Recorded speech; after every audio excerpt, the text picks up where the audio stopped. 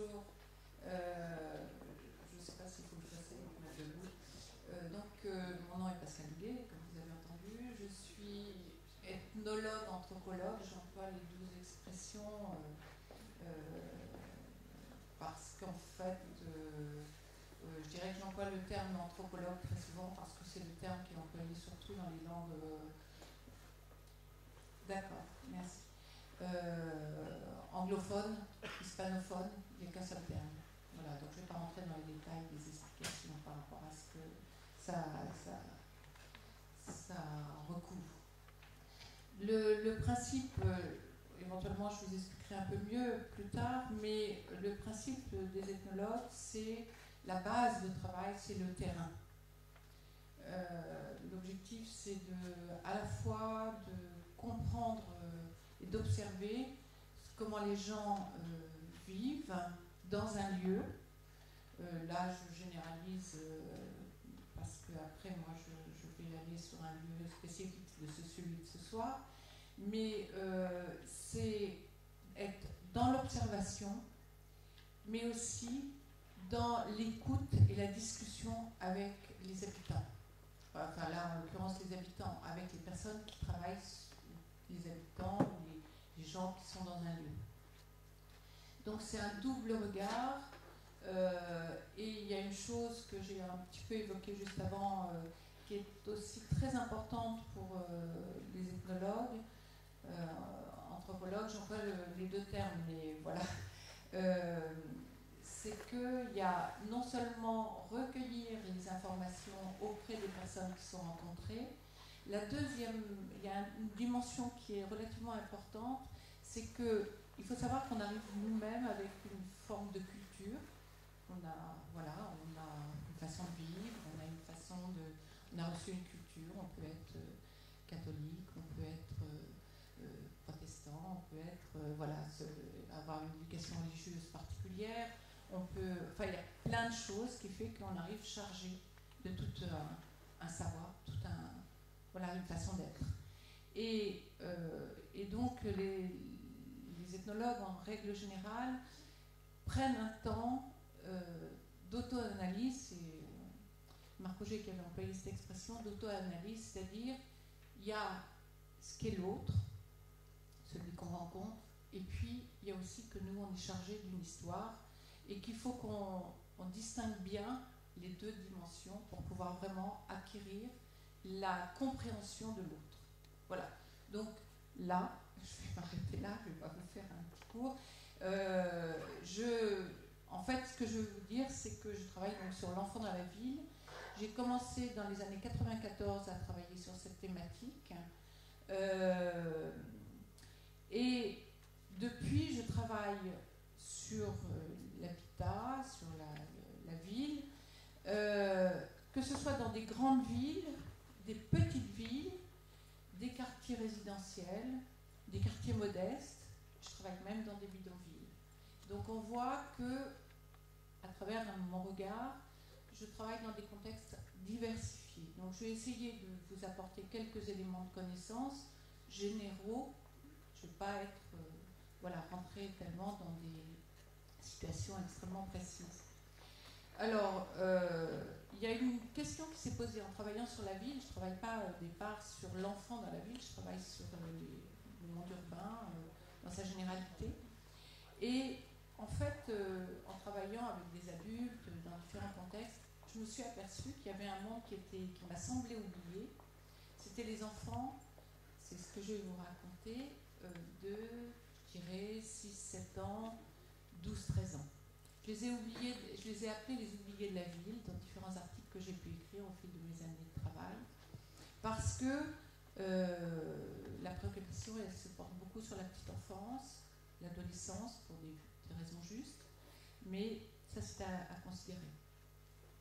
Donc, pour comprendre leur quotidien, parce que c'est ça le travail, le travail de terrain, c'est le quotidien, dans un premier temps, je les suis je vais mettre entre guillemets, dans leur ville.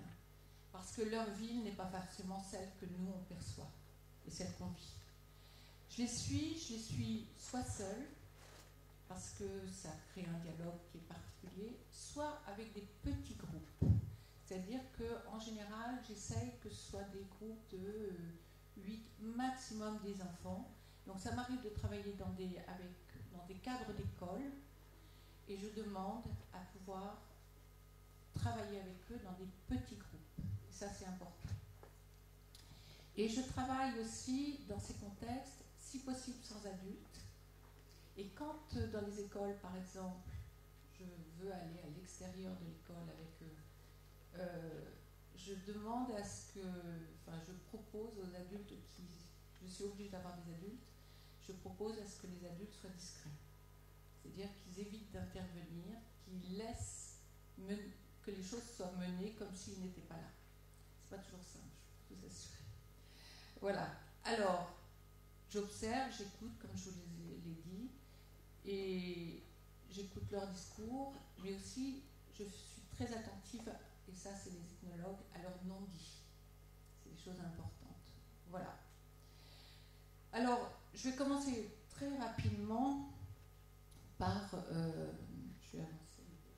Voilà. Alors, ça, je vous laisse le lire, ça vous rappelle des souvenirs, mais c'est assez vrai, c'est que la ville, c'est un peu, pour certains, les bois qui font peur. Hein. Donc, je peux vous le chanter, mais quand même. Voilà. Alors, je vais revenir un tout petit peu en arrière sur le plan historique, très très rapidement. Il faut savoir qu'on a un regard sur l'enfant, un vécu de l'enfant qui est celui qu'on a par rapport à nos modes d'habiter actuels. Mais en fait, les enfants n'ont pas toujours vécu comme ça, vous vous en doutez. Bon, il y a un historien qui est Philippe Ariès, qui a travaillé, qui a fait un bouquin sur l'enfant dans la ville. Et au XVIIIe, il dit l'enfant habite la ville, il vit au milieu des adultes, partout. Et ça, le partout, c'est vraiment important, c'est-à-dire que ce soit dans la rue, ou que ce soit dans les commerces, que ce soit dans tous les contextes, il est avec l'adulte. Et ça, c'est important. En fait, ce qui apparaît, c'est qu'au XIXe, on a une bourgeoisie naissante qui, elle, commence à considérer que pour des raisons morales, des raisons d'hygiène, etc., il est souhaitable que l'enfant revienne à la maison. Et ça se marque beaucoup au milieu du XXe. Donc on voit une photo de Douaneau où les enfants jouent réellement dans la rue. C'est pas une photo habituelle. Et la photo que vous avez, enfin moi comme on m'a communiqué pour ce soir, je ne sais pas si c'est une photo qui est diffusée, on voit deux enfants qui sont assis au bord d'un trottoir. Je veux dire, c'est pas la ville d'aujourd'hui, où c'est tellement exceptionnel qu'il faut vraiment le souligner. Alors, maintenant, je vais vous inviter à vous promener un petit peu avec eux, en ville, comme je peux le faire un peu avec eux. Alors, bien sûr, je vais apporter un peu d'analyse. Il faut retenir une chose aussi, c'est que quand je me déplace avec eux, les propos partent dans tous les sens. C'est-à-dire que ils me racontent une chose, je suis attentive à ce qu'ils racontent entre eux quand ils sont un peu plus loin. Et il y a une enseignante qui m'avait suivie dans un déplacement, et quand j'avais fait au final l'analyse devant l'école de ce que j'avais pu percevoir des problématiques, elle m'avait dit qu'elle n'avait jamais entendu ou vu tout ce que j'avais pu voir. Donc vous voyez, faire du terrain, c'est être dans une observation qui n'est pas quotidienne, qui est quand même très accentuée, quoi, très attentive. Voilà. Alors, la ville, je dirais que c'est un peu, parfois j'emploie l'expression, ce sont un peu des Lilliputiens égarés dans le monde des grands, pour les enfants de 7-13 ans. La première chose, c'est que la ville, elle n'est pas à leur échelle de vision. Traverser la rue, une rue avec eux, vous vous apercevez qu'ils apprécient très mal les distances. Ils apprécient mal les distances, ils apprécient mal la vitesse, le temps d'approche des voitures. Et ça, c'est quelque chose qu'on ne réalise pas dans un urbanisme qui est celui d'aujourd'hui. C'est-à-dire que son champ de vision est en fait... alors je vais vous repasser des images, je reviendrai sur la deuxième image que vous voyez là. Ça, c'est, je ne sais pas si vous connaissez le film, je reviens sur ce que je viens de dire, mais c'est le film de Jacques Tati, Dans mon oncle.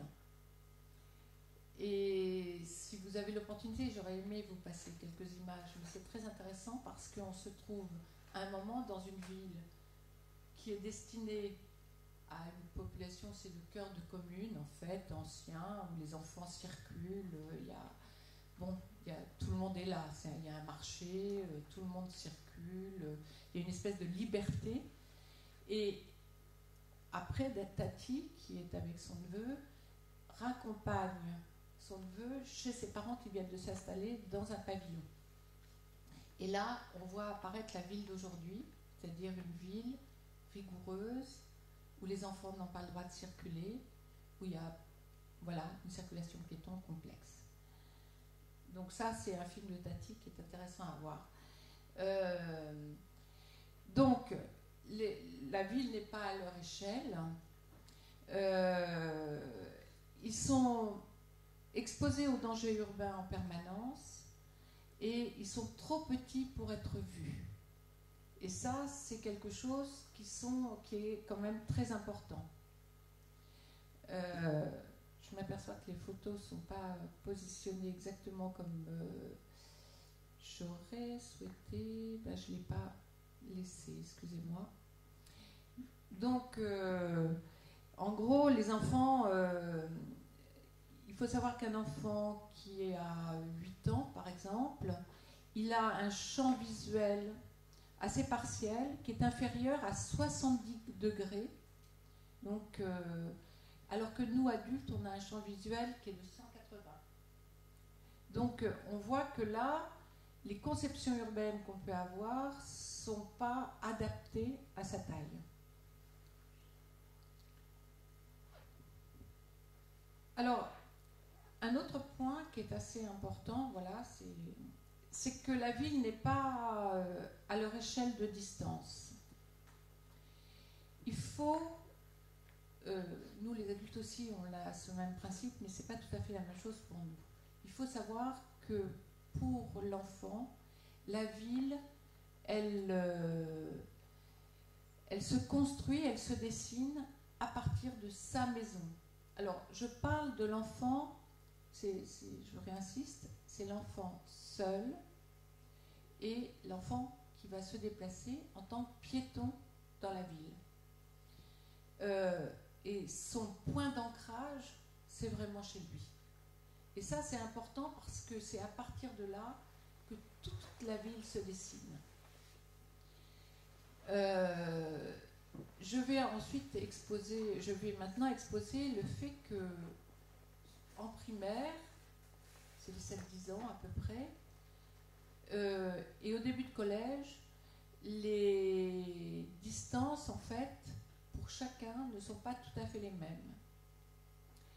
Mais on va s'apercevoir dans le discours que je vais tenir, c'est qu'il y a quand même des constantes qui sont liées à des exigences parentales qui font qu'ils n'ont pas le droit de franchir certains espaces, de toute façon, qu'ils soient petits ou qu'ils soient plus grands. Alors, là, je vous présente un enfant seul dans la ville, déplacement autorisé. Je vous expliquerai un tout petit peu après les schémas, sur 2-3 schémas, de façon à ce que vous compreniez les contextes dans lesquels j'ai pu travailler.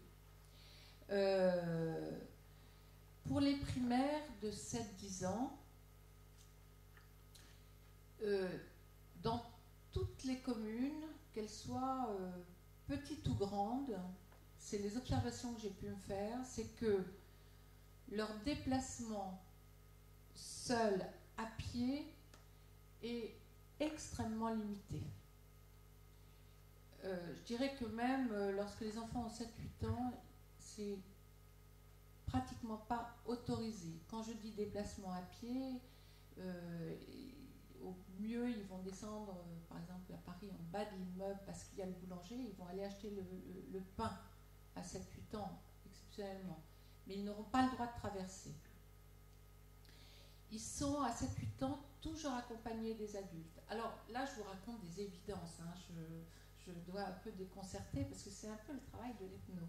C'est-à-dire, on apporte là des éléments de quotidienneté. C'est ce que vous vivez, mais c'est important. Ils sont toujours accompagnés par des adultes ou des aînés. C'est-à-dire que c'est des frères et sœurs aînés qui peuvent aussi jouer le rôle d'adulte. Et c'est seulement en fin de CM1 ou en CM2 qu'ils commencent à se déplacer seuls. Mais ce déplacement seul sera quand même très codifié par les parents. C'est-à-dire que moi, j'ai pu remarquer que souvent, ils leur autorisent à traverser une rue. Donc, ils leur disent, par exemple, bon, auparavant, ils les accompagnaient à l'école primaire jusqu'au bout, jusque devant l'école, jusqu'à temps qu'ils aient, je dirais, 10 ans, 9 ans, ou, voilà. Et à ce moment-là, ils vont les autoriser à un moment à traverser la rue seuls. Et j'ai souvent observé qu'ils regardent de près ou de loin et qu'ils regardent quand même si la traversée se fait bien.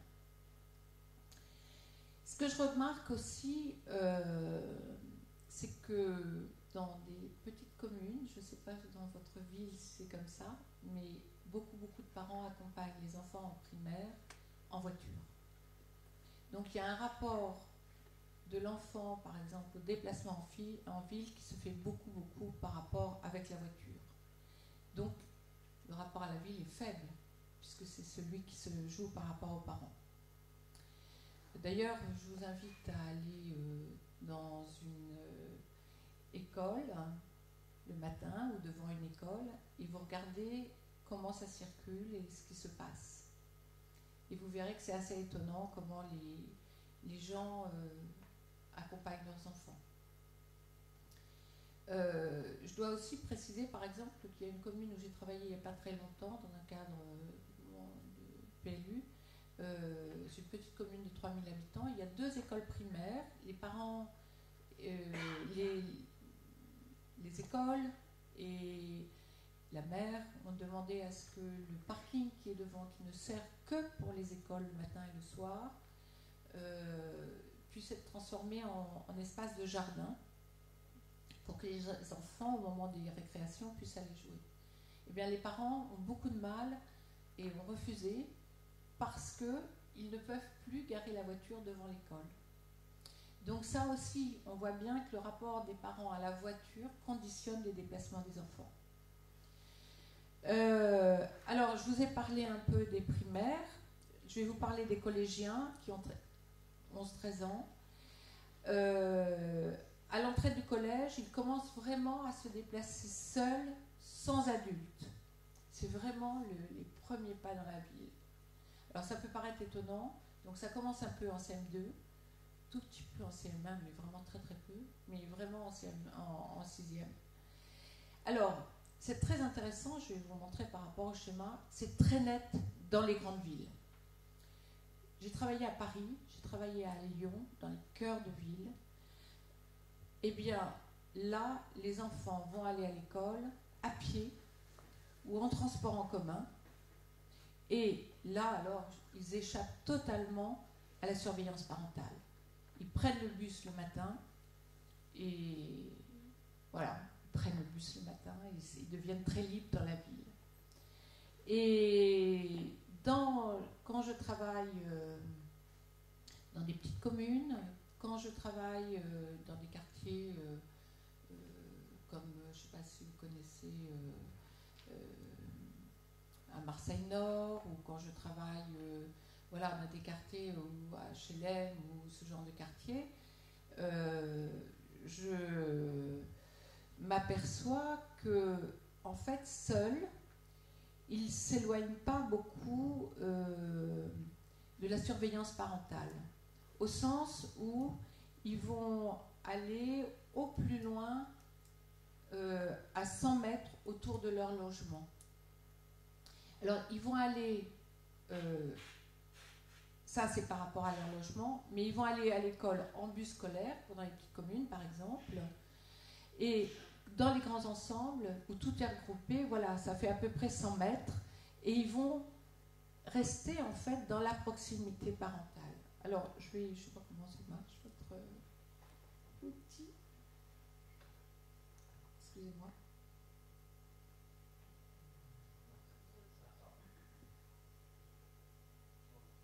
D'accord. Alors, c'est une ville que vous connaissez peut-être, Quetigny, ville du Nord. Alors, je vais commencer peut-être par Paris. C'est assez intéressant. Là, vous avez le centre, c'est le logement. Là, la surface de déplacement qui est marquée par ce tout petit cercle, c'est le déplacement de classe primaire. Donc on voit très bien qu'à Paris, les enfants du logement aux espaces scolaires, par exemple, seuls, hein, c'est toujours la question du déplacement seul, est très étroit. Et quand ils vont rentrer en 6e, regardez, ils vont occuper une place, une surface et un déplacement qui devient très très important. Et quand vous travaillez, je vais vous prendre Marseille. À Marseille, les enfants, ils habitent, là j'étais dans Marseille Nord, donc ils habitent un grand ensemble. Donc c'était Marseille Nord, donc quartiers qui sont pas évidents. Donc les enfants, en fait, en gros, jusqu'à 13 ans, ils ont le droit de... c'est leur proximité, leur logement, je dirais, ce qui est le logement à Paris, leurs espaces de jeu auprès de chez eux. Voilà, c'est un cercle déjà qui est pas négligeable, qui fait pratiquement 100 mètres. Et ça se joue jusqu'à 12 ans. Quand ils vont à l'école primaire, ils vont tracer un cercle un peu plus important. Et ça, c'est en fait 11-13 ans.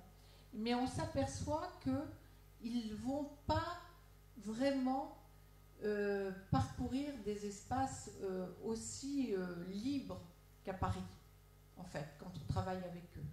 Ça n'apparaît pas là, parce qu'on a l'impression que toutes les surfaces sont similaires, mais en fait, les surfaces parisiennes s'étendent beaucoup plus. Et les cercles de vie des enfants sont assez étroits. Et là, il y a une ville de Quetigny qui est assez intéressante, parce qu'en fait, je me suis aperçue que les enfants jouaient au bas de chez eux. C'est une ville qui a été construite dans les années... c'est une ville nouvelle, en fait.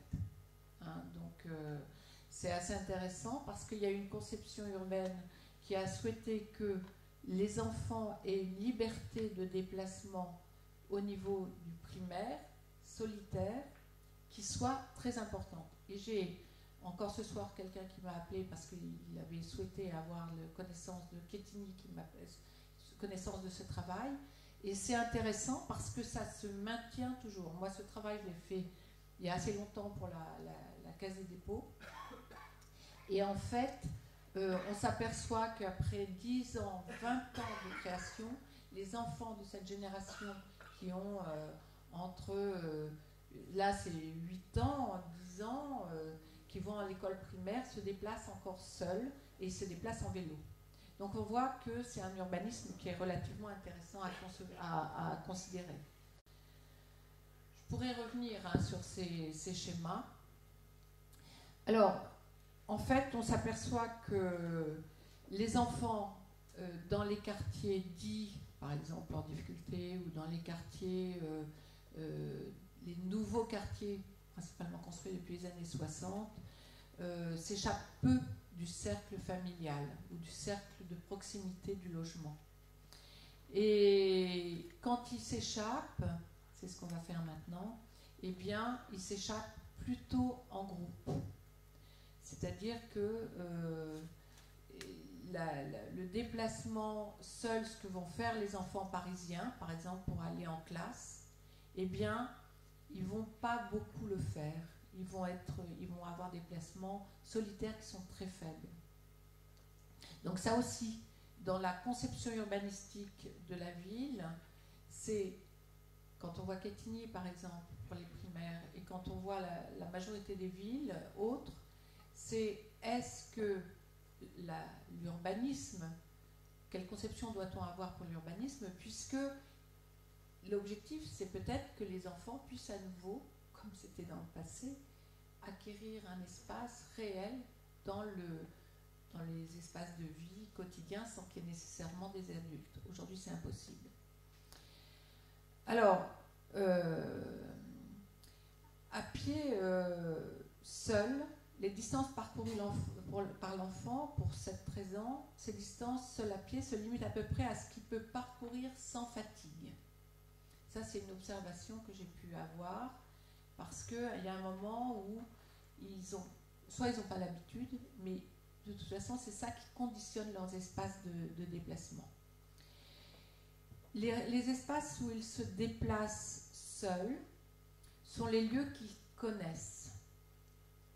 Traduction un peu dans leur vocabulaire, c'est quand ils me disent c'est près, c'est en fait ce qu'ils connaissent. Quand ils me disent c'est loin, c'est ce qui est l'inconnu, c'est ce qui leur fait peur. Alors, le près, c'est quand ils vont chez la grand-mère, qui est à 2 rues de chez eux. Là, c'est près pour eux.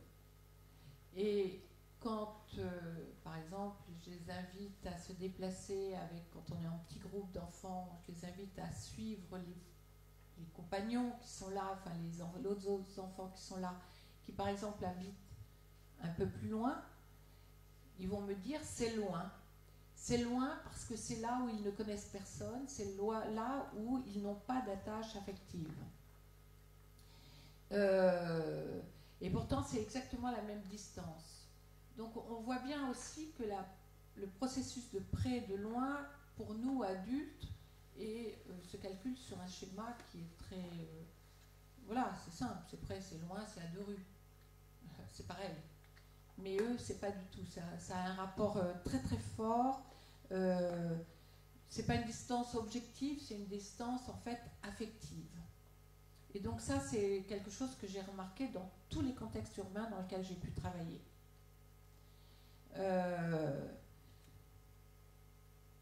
Donc c'est quelque chose qu'il faut retenir parce que c'est aussi le processus de dessin de la ville. On ne peut pas non plus dessiner la ville en fonction de chacun des enfants. Mais cette représentation est quand même très importante. Alors, il y a une chose aussi, c'est que moi, quand je rencontre les enfants, je rencontre aussi les parents, les éducateurs, je rencontre aussi les gens qui conçoivent la ville, je rencontre les politiques, voilà, je rencontre un peu des gens dans tous les contextes. Les adultes, je dirais que c'est les parents, mais c'est les adultes, recherchent à ce que les enfants restent dans la proximité des parents. Dans la conception urbaine actuelle, c'est quand même beaucoup ce que je perçois. Donc, voilà, alors ça, c'est des villes pour les enfants, aller au plus vite, ça on va y venir, mais ce que je ressens, c'est que pour les parents, rester dans leur proximité, c'est demeurer dans les jardins publics, les cœurs de résidence, les cœurs de lotissement. Ça, c'est quelque chose que je vois constamment. Et en fait, je vais revenir sur une photo précédente. Les plus grands ne vont pas s'éloigner beaucoup du jardin public. Ils vont rester devant les portes du jardin. C'est-à-dire que les parents vont être installés dans le jardin, vont surveiller éventuellement les plus petits, et les plus grands vont se mettre légèrement à l'écart des parents. Mais ce que je remarque, c'est qu'il y a des communes où j'ai pu travailler, où il y avait par exemple les élus qui me disaient oui, les enfants, les adolescents, ou c'était des jeunes adolescents, ils vont s'installer sous l'abribus et ils font n'importe quoi. Et en fait, je me suis aperçue, par un jeu d'observation, mais aussi en discutant avec eux, c'est un peu comme là, devant le jardin public, c'est qu'ils sont à la fois, quand ils ont, je dirais, 10, 13 ans, ils veulent à la fois commencer à s'éloigner de l'adulte, mais demeurer dans sa proximité. C'est-à-dire que c'est être près d'eux, mais ne pas forcément être vu. Et ça pose tout le problème de l'aménagement des jardins. C'est-à-dire que dans les jardins, là je n'ai pas mis de photos, je le regrette, il y a des espaces de jeu qui sont conçus, voilà, pour les petits. C'est-à-dire que au mieux, les enfants de 6 ans vont encore aller jouer à la balançoire. 7 ans, ils vont y aller, mais ils vont ils vont y aller 3 minutes et ça ne les amuse plus. Après, ils vont courir dans le jardin. Et ils vont commencer à prendre de la distance par rapport au regard parental.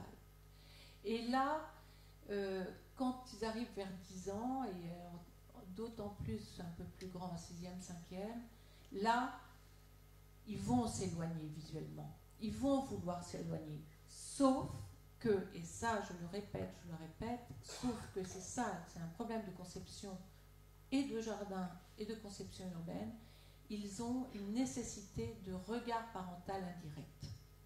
C'est-à-dire pas trop loin. Et ça, c'est vraiment quelque chose que j'ai vu dans tous les contextes. Alors, ils recherchent donc cette proximité. D'ailleurs, il y a Thierry Paco qui disait, pour beaucoup de parents et d'éducateurs, les aires de jeu offrent aux enfants des villes à la fois la sécurité et un endroit ludique idéal pour eux, et pourtant, c'est-à-dire qu'ils sont entre deux. Alors, il y a aussi une chose que j'ai beaucoup, et j'insiste, vu, c'est qu'on parle des grands ensembles et on dit les enfants dans les grands ensembles sont abandonnés à eux-mêmes. Je conteste fermement. Les enfants, il y a une image, cette image est terrible. Parce qu'en fait, en réalité, les enfants, effectivement, les logements sont trop petits, il y a des contraintes diverses qui font que les enfants vont descendre. Mais en fait, ils demeurent au pied de l'immeuble, dans la proximité parentale. Ou ce que j'appelle, c'est pas moi qui appelle, c'est qu'à Marseille Nord, un jour, j'ai travaillé, on m'a donné cette expression, il reste sous l'œil collectif. C'est-à-dire que, contrairement à ce qu'on pense, ils ne sont jamais complètement abandonnés à eux-mêmes au pied de l'immeuble. C'est-à-dire qu'en fait, il y a une sorte de surveillance qui est exercée par la communauté résidentielle. Et ça m'est arrivé au Val-Fouré, je ne sais pas si vous connaissez, mais c'est en région parisienne, c'est un quartier dont on a à certaines époques beaucoup parlé. Je suis sortie avec des enfants qui étaient en classe, donc il y avait un enseignant qui m'accompagnait, et on est passé dans les quartiers, puisqu'on a circulé autour des immeubles de différents enfants, pour qu'ils nous montrent leurs espaces, et on est arrivé au pied d'un immeuble. Et l'enfant me dit, ça c'est chez moi. Et là, il y avait 3 femmes qui discutaient. Je ne sais pas comment l'information est passée. La mère n'était pas à la fenêtre, mais elle est apparue. Et là, elle lui a parlé dans sa langue. Et elle lui a dit, en fait, après je lui ai demandé de me dire ce qui se passait. La mère lui a dit, qu'est-ce que tu fais là? Et en fait, c'est la communauté qui a averti la mère. Donc il a dit, je suis avec l'école, il a expliqué. Mais c'est intéressant parce qu'ils ne sont pas abandonnés. Et quand je dis qu'ils ne se déplacent pas au-delà de 100 mètres, réellement, les enfants, dans leur marquage, qui peuvent être donnés par un arbre, qui peuvent être donnés par des choses qui sont pour nous, mais inexistantes, ils ont des limites. Alors, ils ont des limites, mais alors, ils savent s'en affranchir. Et c'est là où nous, on a ce regard de l'enfant qui part. On ne sait pas ce qu'il devient. Alors, ils savent s'en affranchir. Et je dirais que c'est vraiment aller au plus vite ou le chemin du plaisir. Alors ça, c'est vraiment formidable quand ils arrivent avec vous à se déplacer sur ce qui est pour eux le plaisir, c'est formidable. Alors, on ne soupçonne pas, hein, parce que moi, j'ai eu des grandes surprises, entre autres à Marseille-Nord. Les enfants m'ont entraîné sur leurs espaces, et puis à un moment, on arrive au niveau d'un grillage, et là, ils me disent, on va aller à la grande surface. Ils me montrent une grande surface un peu plus haut. Et on va y aller, on va te montrer, on va y aller beaucoup plus vite. Et en contrebas, c'était l'autoroute. Et les enfants m'ont expliqué que, alors je leur ai demandé de m'expliquer ce qui se passait. Ils m'ont expliqué qu'ils traversent l'autoroute, ils passent au milieu, à l'entre-deux des deux voies d'autoroute, et pour aller plus vite, ils retraversent l'autoroute, au niveau d'un pont d'ailleurs, enfin d'un tunnel d'autoroute, et de là, ils gagnent la grande surface. Alors, bien entendu, j'ai dit, écoutez, nous, on va prendre un autre chemin. Hein, et après, j'ai quand même un peu signalé qu'il y avait un petit problème d'aménagement. Mais c'est intéressant parce que c'est un révélateur de circulation que nous, on ne soupçonne pas. Alors, j'ai suivi les enfants sur leur chemin du plaisir. Il faut savoir que la ville, d'abord, ils la vivent en mouvement. C'est ça qu'ils aiment. La photo de Douaneau, elle est formidable parce que pour rire, sauter, faire de l'acrobatie, n'importe quoi, c'est vraiment leur souhait, en fait, dans ces âges-là.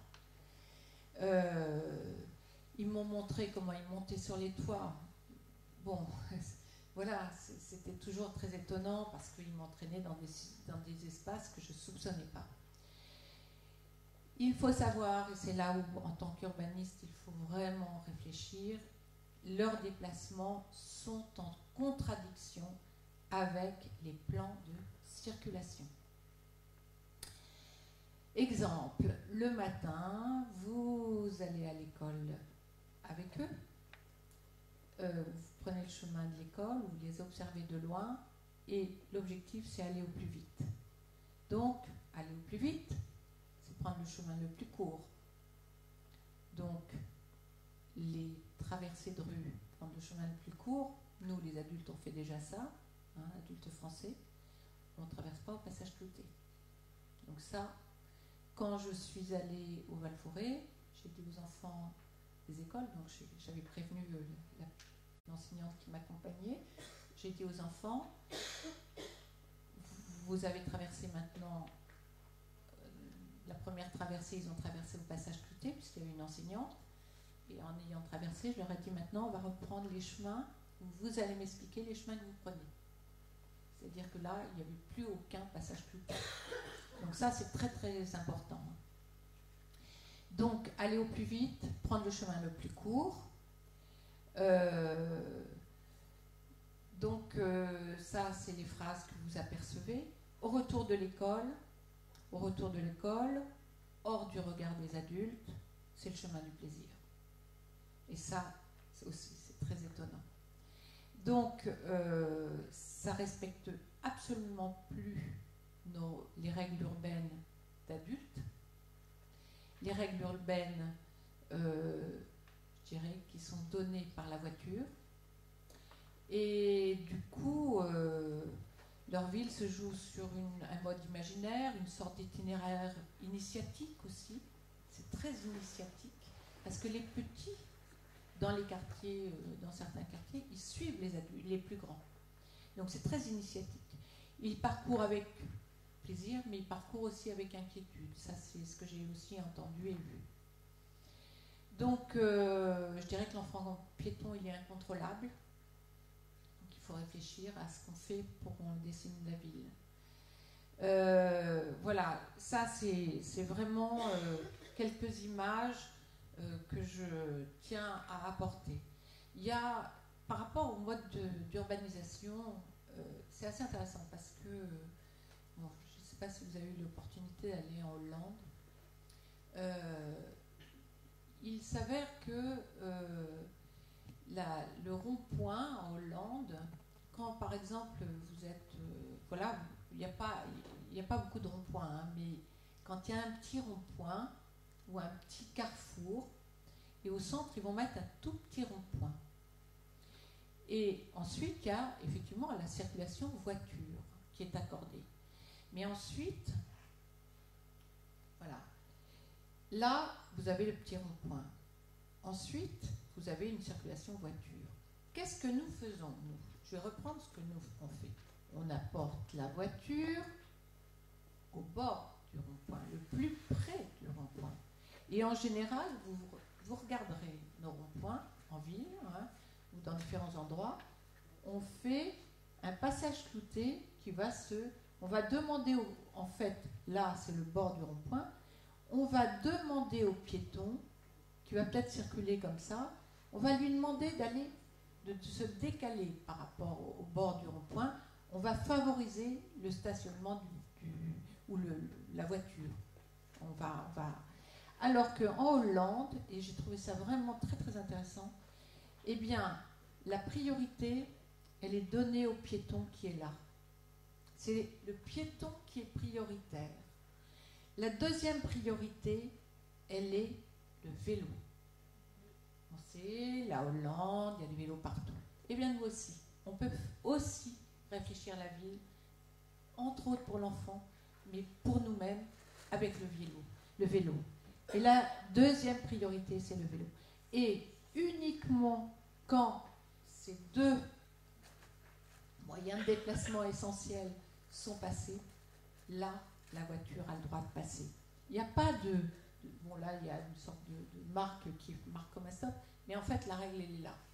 Et je trouve que c'est des dessins qui sont intéressants pour comprendre notre problématique du rapport au piéton qui a 7-13 ans, qui est pour moi un personnage essentiel, parce qu'en fait, et ça je le souligne, il permet de comprendre que ce n'est pas simplement ce piéton qui est important, c'est le piéton dans son ensemble. C'est-à-dire que ce piéton, quand il est solitaire, il a des codes qui sont pas tout à fait les mêmes que les nôtres, il n'a pas les capacités visuelles qui sont tout à fait les mêmes que les nôtres adultes, il a comme ça tout un tas de données et en plus, il n'a pas forcément connaissance de l'ensemble des règles de circulation.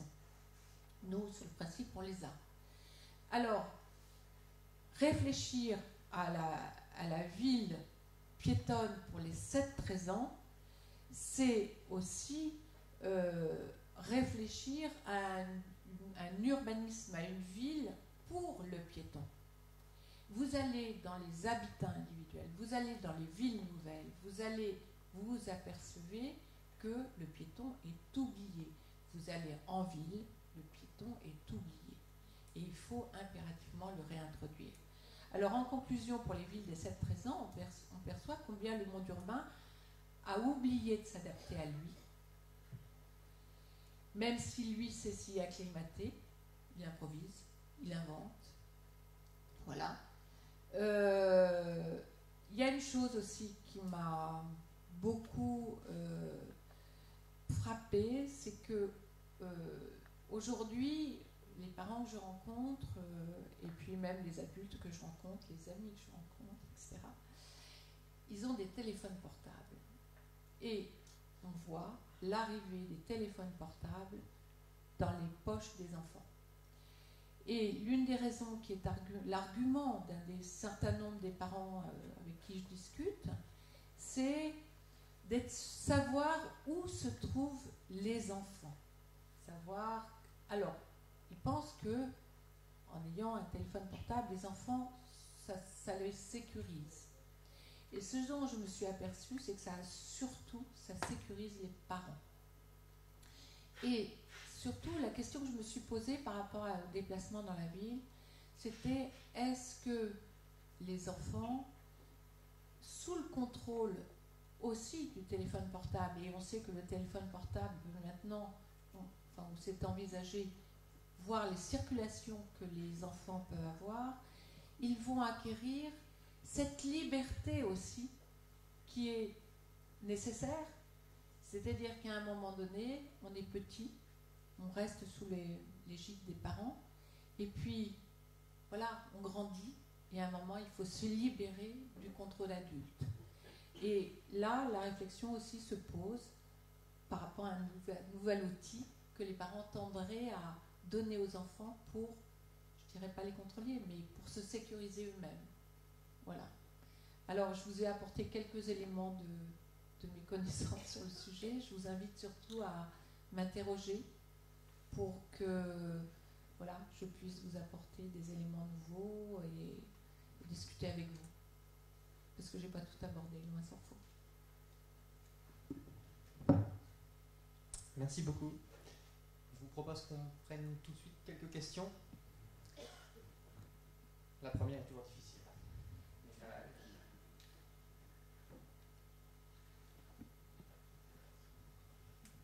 Oui, bonsoir. Merci pour votre présentation. Moi, je m'appelle Pierre-Mathieu Desruelles, je suis architecte à l'agence d'urbanisme ici, à la Le Sucre. Et je m'interroge en fait si dans vos observations, vous notez des différences en fonction du sexe des enfants. Et est-ce qu'il y a des logiques dans la découverte aussi de son corps, de son genre? Est-ce qu'il y a des logiques différentes que vous avez pu observer?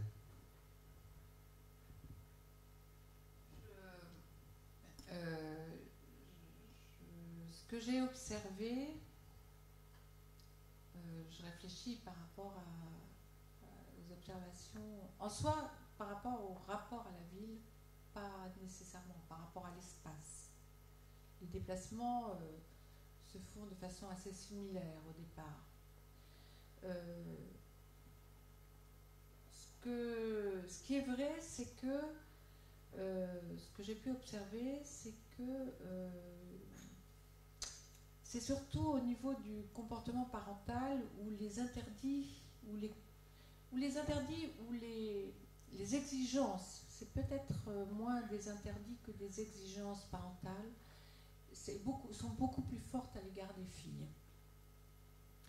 Et du coup, il y a des libertés, je dirais, que s'octroient les garçons, où ils vont tracer des parcours un peu plus larges, faire des choses un peu plus peut-être osées que les filles ne vont pas faire.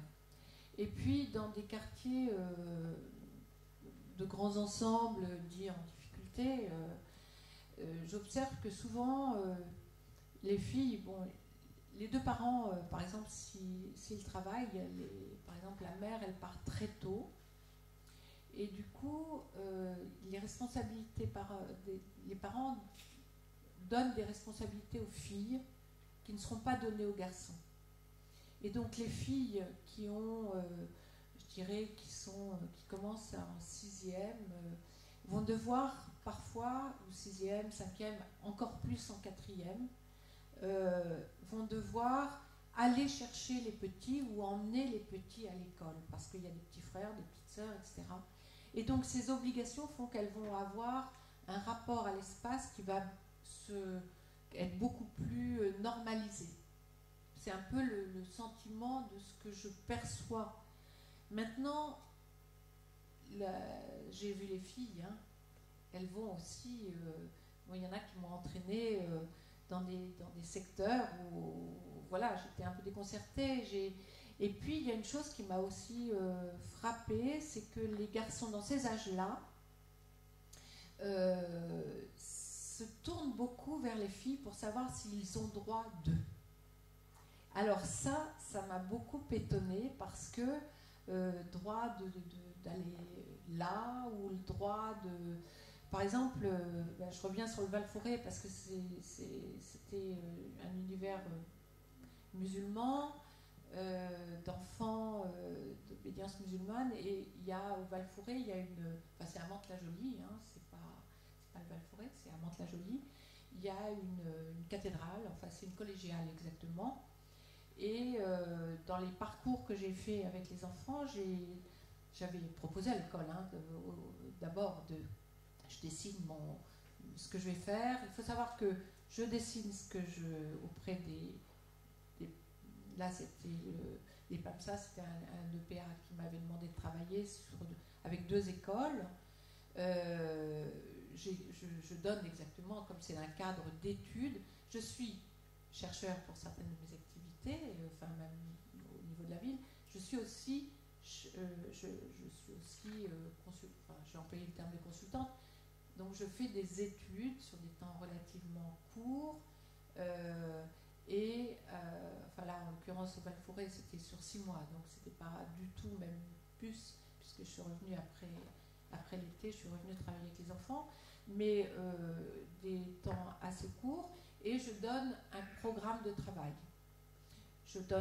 Là, c'était sur le problème du rapport des enfants à l'école et du décrochage scolaire. Donc, voilà, c'est une thématique souvent qu'on évoque. Mais j'ai dit, je travaillerai dans l'école avec eux, mais je travaille aussi à l'extérieur avec eux. Parce que comprendre l'école, ce qui se joue dans l'école, ça se joue aussi à l'extérieur. Donc, j'ai travaillé dans leur quartier.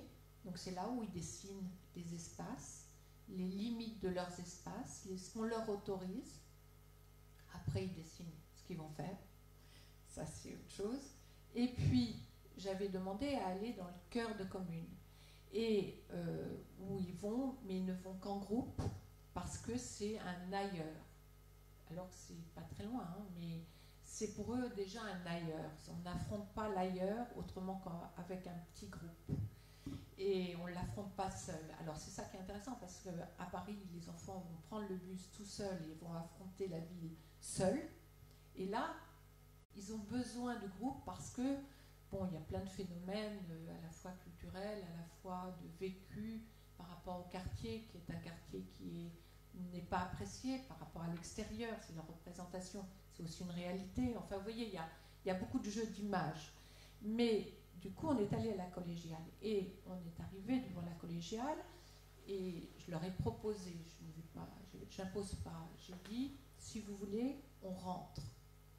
Il faut savoir que c'est des enfants de 6e, 5e, ou 4e, qui ont travaillé avec l'école dans les premières années sur des thématiques, sur le gothique, enfin tout ce qui a trait à l'architecture et toute cette période. Donc ils connaissent, donc ils m'ont très très bien expliqué l'architecture, tout un tas de phénomènes architecturaux qu'ils avaient appris. En revanche, quand je leur ai dit, je vous propose qu'on rentre, là les garçons et je reviens à votre demande, les garçons se sont tournés vers les filles et leur ont dit, est-ce qu'on a le droit de rentrer? Et c'était intéressant parce que les filles ont dit non. Alors, il faut savoir qu'on était un vendredi, donc ils étaient à l'école, hein. Moi j'étais dans un cadre avec l'école, mais donc le vendredi, voilà, c'est un jour religieux pour beaucoup d'enfants musulmans, mais c'est intéressant. D'abord l'école, c'était intéressant pour moi parce que c'est ça que j'ai signalé à l'école. L'école ne les a pas, alors qu'ils ont travaillé sur les thématiques, sur le gothique, sur l'architecture, sur période Moyen-Âge, etc., avec les enfants. L'école ne les emmène pas voir l'existant, qui est à 2 pas de chez eux. Et ça, voilà, moi j'ai signalé, après j'avais travaillé aussi avec les professeurs, les enseignants, etc. C'est des choses qui sont à signaler. Mais ce qui est intéressant, c'est aussi tout ce que les enfants portent comme culture, comme croyance, comme interdit, et le jeu des filles, qui là devenait absolument majeur. Et ça, c'est quand je fais du terrain avec eux. Donc ils parlent, ils font tout un tas de choses. Et une fois les enfants sont rentrés, il y en a certains, pas tous, sont rentrés, les autres m'ont attendu, et ils se sont couverts la tête avec une inquiétude formidable. Et ça aussi, c'est intéressant, parce qu'on voit bien que là, j'ai dit aux enfants, vous allez en parler avec vos parents.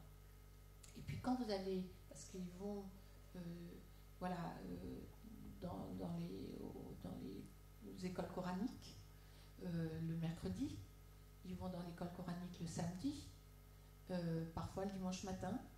Et donc je leur ai proposé d'en parler aussi à l'école coranique. Et puis il y a des enseignants qui étaient là, qui étaient des musulmans, donc ça a été des projets de discussion. Et tout ça, c'est intéressant parce qu'on s'aperçoit qu'on ne peut pas travailler sur un sujet de façon fermée. Il faut en fait l'aborder à la fois par rapport, moi, pour les enfants, mais là je touche à la problématique de l'urbanisme, je touche à la problématique de la conception des urbanistes, mais aussi du regard des adultes sur les lieux. On voit que tout ça, on peut l'aborder sous des angles divers, mais en fait ça revient, ça se tourne, là en l'occurrence, vers une thématique qui est l'enfant dans la ville. Voilà. Donc, la ville, elle est multiple.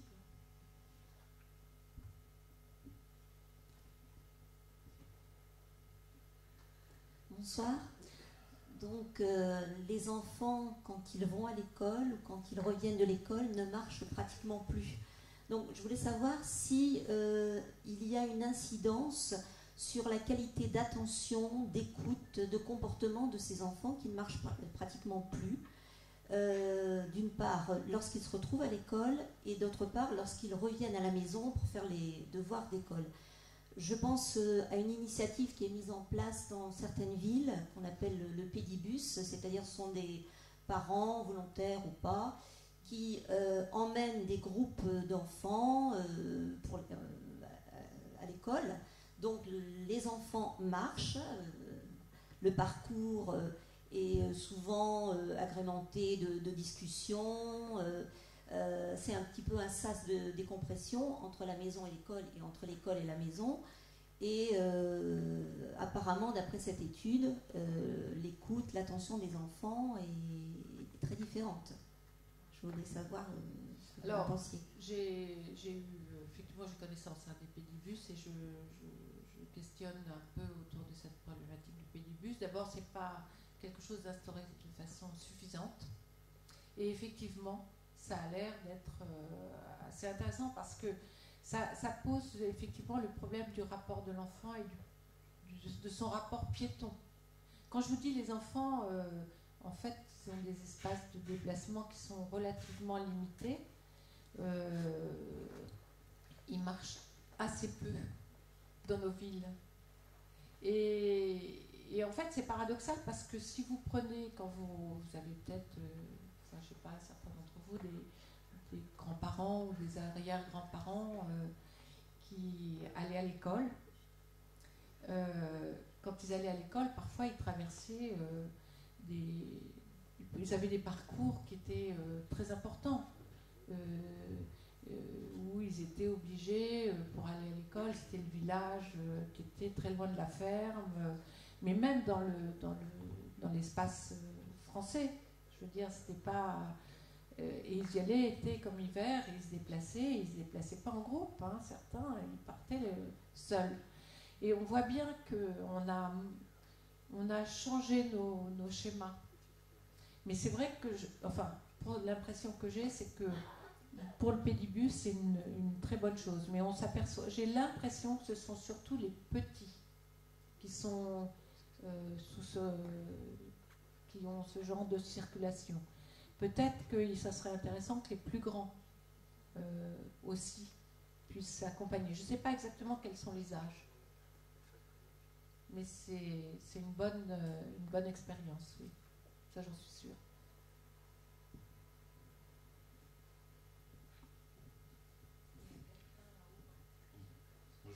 Pardon, veuillez m'excuser.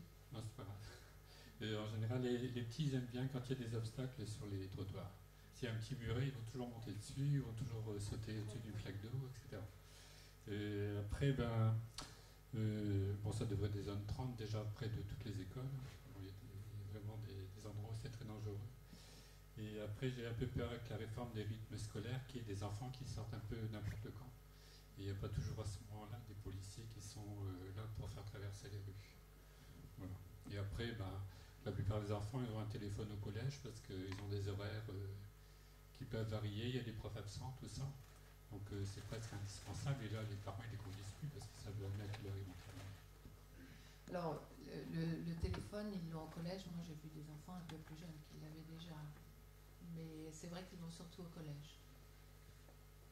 Mais en fait, quand tout à l'heure je vous ai évoqué une commune, cette commune est en Vendée,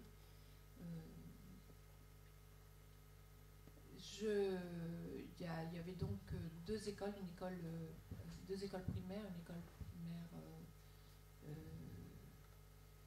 catholique et une autre publique. Et puis là, l'espace qui était devant l'école, les parents ne souhaitaient pas voir l'espace être transformé en jardin, qui aurait pu être un jardin public et qui, aux heures d'école, aurait pu être réservé aux enfants. Donc, des deux écoles, ça aurait pu être intéressant. C'est quelque chose qui, enfin, dans l'espace, le dessin de l'espace était se dessinait comme ça. Moi, j'ai une grande question qui s'est posée pour moi par rapport au devant d'école. Et ça, c'est... Là, j'ai pas de photos, mais partout où je suis allée, quasiment partout, je me suis aperçue que devant les écoles, les espaces sont très étroits. C'est-à-dire que c'est souvent le trottoir. Il n'y a pas de place devant l'école. Et il y a une grande question. Que les voitures soient à 30 à l'heure, moi, c'est incontestable. Je ne suis pas favorable non plus, dans mes observations, que les secteurs ne soient que piétons. Par exemple, les secteurs urbains que piétons, ce n'est pas non plus forcément idéal pour apprendre à vivre avec les véhicules. C'est-à-dire le véhicule, que ce soit la voiture et le vélo.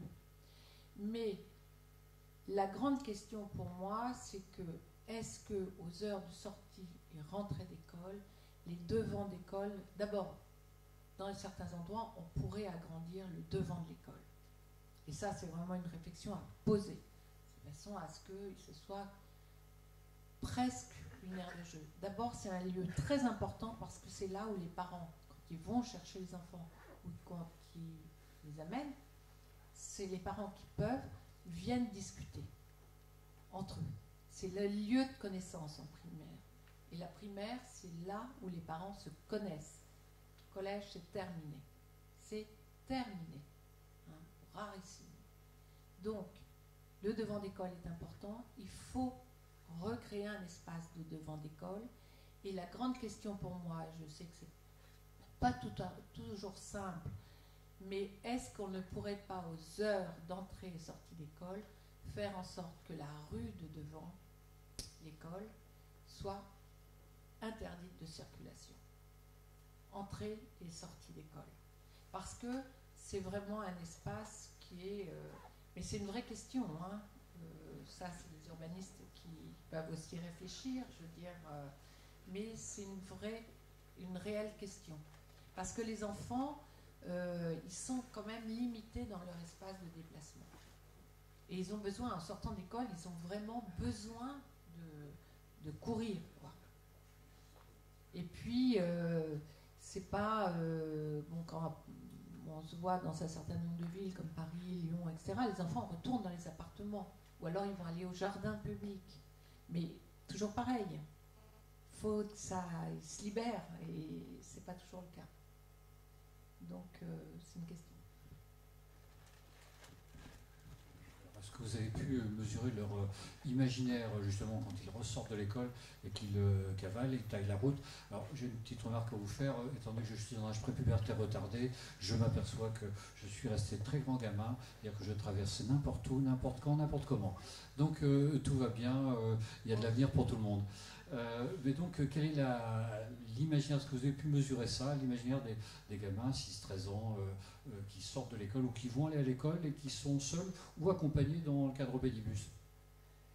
Leur imaginaire, bon, il y avait une phrase là qui présentait, leur imaginaire, elle se construit. Alors c'est vrai que c'est parfois assez étonnant, par exemple à Marseille-Nord, quand j'ai mis cette phrase où on voit cette petite fille qui, elle, veut ce qu'elle aime. Voilà, elle m'a dit, je vais t'emmener, tu vas voir, je vais te montrer, il y a une maison.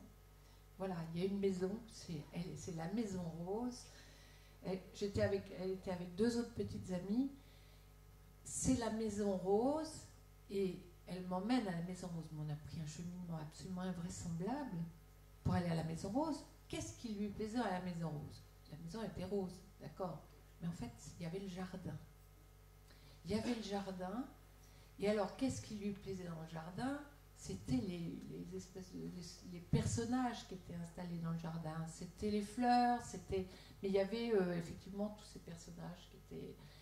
En fait, j'ai beaucoup de mal à définir ce qui les attire réellement. C'est pour ça que nous, on a du mal. Oui, d'accord. Le principal, c'est qu'eux-mêmes aient leur capacité d'exutoire. En fait. Ah oui, ils ont une grande capacité d'exutoire. Mais ils ont une capacité d'exutoire, c'est vrai qu'ils se créent un imaginaire fantastique, mais ils ont aussi besoin de... Vraiment, l'idéal, ça serait quand même qu'ils puissent courir, quoi. Qu'ils puissent courir. La photo de Douaneau, c'est pour ça que je reviens sur ce genre d'image. Vous avez des opportunités de voir ce genre d'image, mais aujourd'hui, je crains que ce ne soit pas vraiment autorisé. Hein. Et puis, ce genre d'image aussi, on ne peut pas. La voiture ne nous laisse pas cette possibilité.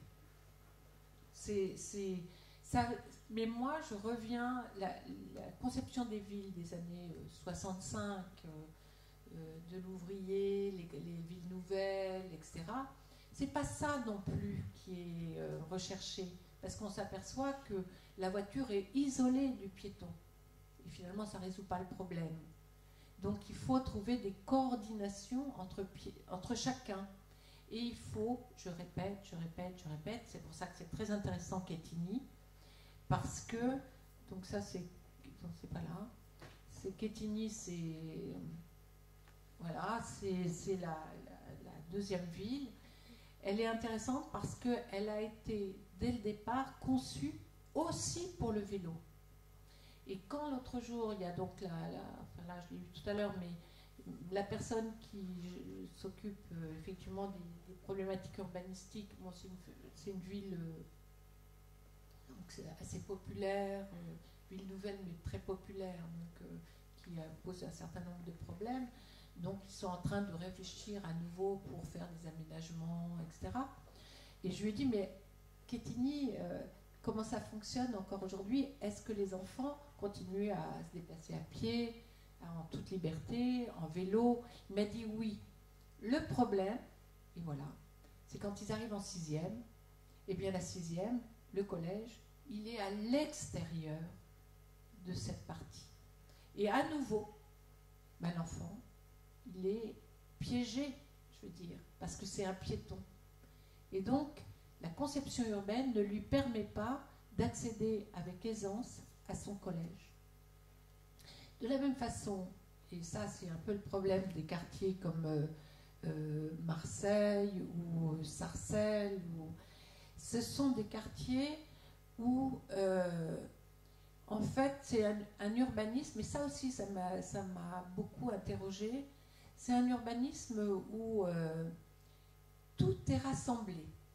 C'est-à-dire qu'il y a l'école primaire, bien sûr, les logements, voilà, ancrage, l'école primaire, qui est dans un cercle très restreint, puisqu'en France, c'est calculé, je ne sais pas, pour ceux qui connaissent exactement la distance prévue, mais c'est très court. Et ensuite, le collège n'est pas loin, ce qui en soi peut paraître bien parce que les enfants peuvent y accéder en principe seuls, à pied éventuellement.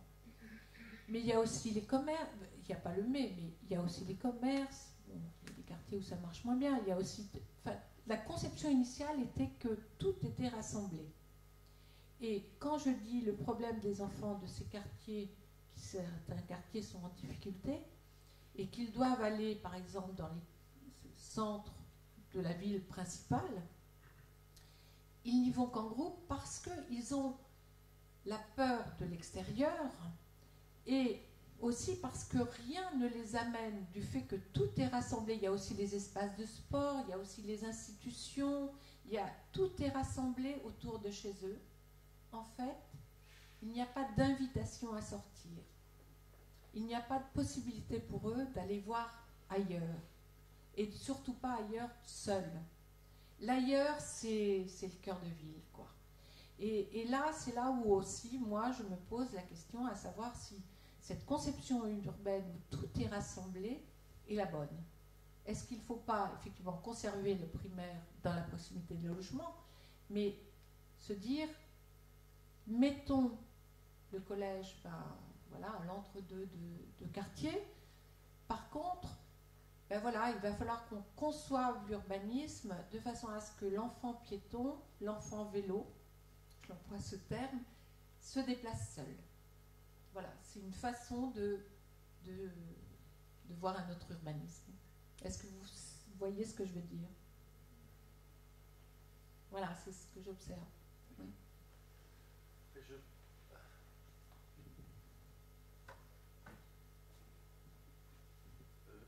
Marcel Lefebvre, vous m'interrogez beaucoup, enfin je suis un ancien élu, mais dans les délégations que je pouvais avoir, on a travaillé plus particulièrement sur des attentions, mais vraiment des attentions et des attentions politiques sur cette attention dans la ville par rapport à l'enfant.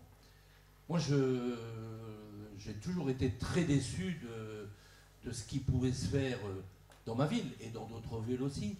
Parce qu'à un moment, quand les discussions arrivent entre les élus, les urbanistes, les urbanistes, c'est quand même les urbanistes qui conçoivent les villes principalement. Et c'est eux qui ont quand même la technique. Et bon, quand on fait des analyses sur certains quartiers, aussi bien dans l'évolution, je vais parler de ma ville, de la ville de Naquère ou de Saint-Paul où j'habitais auparavant, progressivement, c'est toujours les urbanistes. Et on a toujours entendu, oui, les urbanistes ont tout le savoir, ont toute la conception pour organiser l'espace public. Bon, c'est très difficile parce que il y a le savoir professionnel, il y a votre savoir professionnel, il y a le savoir professionnel des agences d'urbanisme, il y a les élus qui sont là, qui n'ont pas forcément toujours aussi un savoir professionnel, et peut-être on peut se poser certaines interrogations sur certaines compétences aussi, ou point de vue. Il y a aussi les parents, il y a les parents. Il y a, je ne mets pas l'enfant sur le côté, mais l'enfant vient dans cet ensemble-là. Il y a les commerçants, il y a tous ceux qui ont leur bagnole. Comment on arrive à mettre dans une interrogation sur ce thème-là, ou parfois aussi sur un autre thème, tout le monde au même niveau, mais au même niveau d'une compréhension, et j'allais même dire, à certains moments, et pourquoi pas, d'une formation, mais aussi d'une simplicité de cette compréhension. C'est très difficile de mettre tout le monde sur le même plan et de prendre des décisions après qui sont partagées et en accord avec tout le monde. J'emmène mes petits-enfants régulièrement à l'école. Je les emmène parce que dans ma ville, il y a des passages très dangereux. Il y a des passages très dangereux. Il y a des proximités d'école qui sont très sécurisées, où aux heures d'école, à l'entrée ou à la sortie, la rue est à l'espace de piétons, est à l'espace des enfants, ou des parents, des enfants qui les emmènent, etc. Il y a encore des nazes, des complètement nazes avec leur bagnole, qui veulent quand même passer, qui amènent leurs enfants aux écoles et qui les mettent sur les passages scoutés. Heureusement, la police, j'ai encore vu la semaine dernière, elle sanctionne, etc.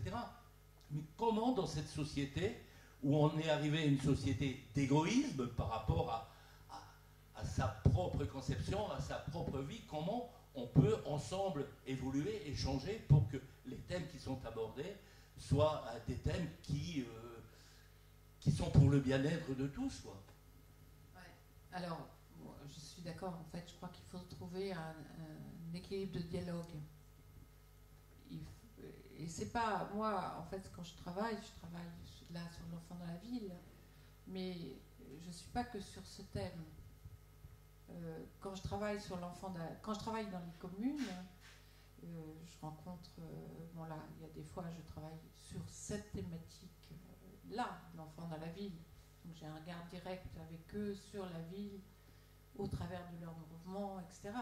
Mais il y a des communes où voilà, je travaille dans des cadres d'organisation aussi, ce qu'on appelle le PLU, vous devez connaître, ce qui s'appelle le SCOT, ce qui s'appelle... voilà, donc là, c'est des mises en organisation de la ville, des compréhensions de la ville, etc. Ou alors, c'est parce qu'il y a des besoins de modification urbaine ou des besoins d'aménagement. Enfin, bon, il y a plein de raisons. Mais moi, quand je prends en fait cette génération de l'enfant dans la ville, et je dis bien l'enfant dans la ville des 7, 12, 13 ans, c'est-à-dire que c'est vraiment le piéton, c'est qu'en fait, à travers ce regard sur lui, qui est l'enfant dans la ville avec ses particularités, moi, l'objectif, c'est aussi de porter un regard sur les piétons. Et les piétons, quand je travaille dans une commune, par exemple, je dis, voilà, je souhaiterais rencontrer cette génération. Je souhaite, donc moi, je vais vers les habitants, les commerçants, les élus, puisque c'est quand même des personnages essentiels. Je travaille en général aussi avec, j'essaye de travailler avec les urbanistes, j'essaye de travailler, etc. Et mon objectif, c'est de dire, je travaille sur cette génération. Cette génération, elle est intéressante parce que ce sont des piétons. Mais en réalité, à travers eux, j'arrive à regarder les autres piétons qui sont des piétons adultes. Je rencontre aussi, et j'essaie de rencontrer dans les communes, des piétons qui sont des handicapés, enfin des gens qui ont du mal à se déplacer, des personnes âgées. Et les problématiques sont les mêmes. Et donc, l'idée pour moi derrière, c'est de travailler avec effectivement les urbanistes, les architectes, les élus, etc. Bon, je travaille aussi sur les questions environnementales parce que ça, c'est pour moi crucial au niveau de tout ça. Mais et j'essaye de leur faire comprendre qu'en regardant la ville à travers un déplacement de personnes qui ne sont pas l'adulte classique, ils ont une résonance très très forte par rapport à un schéma urbain essentiel qui est celui du piéton. Et je crois que après, comment faire pour que les parents acceptent d'abandonner leur voiture devant l'école? Là, je crois qu'il faut, il y a des formes d'interdit qu'il faut poser si on ne veut pas qu'ils y accèdent. Ou alors, il faut vraiment réfléchir à cette question de façon plus formalisée, quoi. Mais c'est effectivement, nous, adultes, avec notre voiture, j'en ai plus, parce que j'habite Paris et que plus de 60% des Parisiens n'ont plus de voiture, et maintenant il y a l'autolib. Mais la voiture, elle est un élément indispensable pour l'adulte, il faut quand même qu'on le garde à l'esprit. Et ça, c'est pas vrai. Demain matin, enfin, je ne le souhaite pas, il y aura toujours des voitures. Mais justement, il faut trouver une coordination. Mais il faut aussi que nous, on s'éduque en tant que personnes qui nous déplaçons en voiture. Il y a une chose que, bon, je ne sais pas si c'est comme ça à Dunkerque, mais il y a une chose à Paris, par exemple, j'habite Paris. À Paris, vous traversez la rue au passage Cloutier, je précise, et il n'y a pas de feu à ce passage Cloutier. Eh bien, je ne sais pas si c'est comme ça chez vous, mais le nombre de fois où, en tant que piétonne, je suis obligée de faire à la voiture pour lui demander de me laisser passer, là, on s'aperçoit que c'est un problème aussi d'éducation et de savoir-faire en voiture. Vous allez en Belgique, parce que bon, j'y vais de façon régulière, vous allez en Hollande, mais dans les pays du Nord, vous allez en Allemagne, c'est pareil, eh bien, vous apercevez par exemple à Bruxelles, les voitures, si elles aperçoivent un piéton à la hauteur du passage Cloutier, elles s'arrêtent. Même si vous n'allez pas traverser, elles s'arrêtent. Nous, jamais. Alors, j'espère que chez vous c'est beaucoup mieux, mais c'est quand même un constat. Et donc il y a aussi un problème de formation dès la petite enfance veux dire, dans les écoles, on peut peut-être faire quelque chose pour que les enfants appréhendent l'espace, apprennent à appréhender l'espace et savoir qui est autorisé ou pas. Puis après, qu'on continue, quoi. Mais je pense qu'il y a, de toute façon, il y a quelque chose à faire. Alors, autre chose par rapport au monde de l'urbanistique. Aujourd'hui, la conception urbaine française est une conception urbaine pour voiture. Il faut quand même le savoir. Les lignes sont droites ou légèrement courbes, mais vraiment, c'est pour la voiture et c'est pour la vitesse. Et quand je travaille dans une commune avec, par exemple, des élus, et que je les invite à visiter les cœurs de communes anciennes, en leur disant, voilà, je vous invite à aller dans le cœur de commune parce que dans ce cœur de commune, alors là, ils regardent à nouveau le cœur de commune parce qu'ils ne se sont pas aperçus de grand-chose. C'est assez juste, ils ont toujours vécu là. Eh bien, il y a des rues qui sont courbes, il y a des ruelles, il y a tout un tas de circulations qui sont, par exemple, pour le piéton, les ruelles. Les piétons, ils les empruntent. Les vélos les empruntent. Les enfants les empruntent. Et là, j'essaye de leur expliquer que ce n'est pas un hasard que dans les communes, les rues ne soient pas rectilignes. Et que, ou si elles le sont, c'est suite à une histoire, mais en règle générale, ça tient compte de tout un tas de phénomènes environnementaux qui sont la présence de l'eau. Nous, on a oublié la présence de l'eau. Donc le puits, l'endroit où on allait laver le linge, là où il y avait l'eau, il y avait la rivière, où il y avait le ruisseau, il y avait... Ça conditionnait aussi déjà les schémas de circulation. Il y avait aussi le vent qui faisait qu'on posait la maison, vous prenez une ferme, vous regardez comment est construite une ferme, la partie habitée était face au sud. Après, il y a des protections qui se font, et les étables étaient sur les côtés, c'est clos, etc. De façon à ce que le vent qui est plus à l'ouest ne vienne pas pénétrer et perturber l'intérieur de la ferme. Et bien, avec certains élus, je leur dis, monsieur, vous avez une ferme, on va regarder comment c'est fait, et demain, vous allez faire des rues, essayez de savoir comment elles pourraient être construites en regardant votre organisation de ferme. Et votre ferme, alors là, il m'explique, parce que c'est un agriculteur, il me dit, ah oui, effectivement, il y a, bah oui, il y a du vent, effectivement, mon habitation, elle est au sud, etc. Donc, et là, on voit se dessiner le schéma urbain de la commune, qui peut être sur quelques rues ou sur parfois des surfaces très importantes. Et c'est intéressant. Je crois qu'il faut à nouveau regarder les cœurs de commune, cesser de faire un urbanisme, pour moi, qui est celui qu'on est en train de perdurer, parce que encore aujourd'hui, vous allez dans la plupart des grandes villes, par exemple, on fait un urbanisme rectiligne.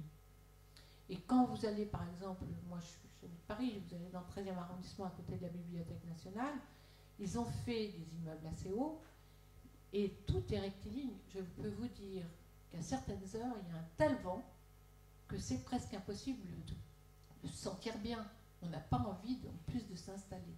Donc, regardons les schémas urbains anciens et réfléchissons à ce pourquoi ils existent. Ça aussi, ça permettra aussi de réapprendre à se déplacer dans la ville et les enfants qui puissent se réapproprier les espaces. Voilà, c'est parmi les réflexions que j'ai par rapport au dessin urbanistique qui réclame que le piéton soit prioritaire, et je répète, qu'il soit prioritaire, et il faut qu'on réapprenne à ce qu'il soit prioritaire. Mais il faut qu'on dessine la ville autrement.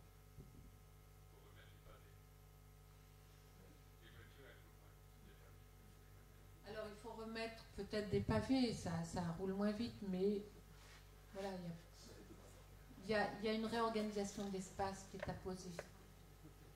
Enfin, je pense. Voilà. Je vous propose qu'on prenne une toute dernière question avant de s'arrêter, si vous le souhaitez.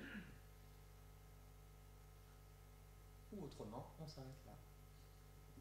À moins que... Non. Mais je vous propose qu'on s'arrête là. Pascal Légué, on vous remercie beaucoup pour votre présentation.